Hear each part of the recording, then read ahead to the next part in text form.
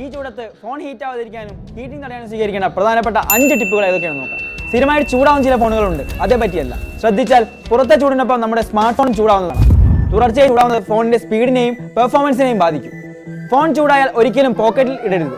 നമ്മുടെ സ്വാഭാവിക ശരീരോഷ്മാവ് phone heat ആവുന്നത് കൂട്ടാനായി സഹായിക്കും. വെയിലുള്ള സമയങ്ങളിൽ ഫോണിന്റെ ഹൈ പെർഫോമൻസ് ടാസ്കുകളായ ഫോട്ടോ, വീഡിയോ തുടങ്ങിയവ എടുക്കാതിരിക്കാൻ ശ്രദ്ധിക്കുക.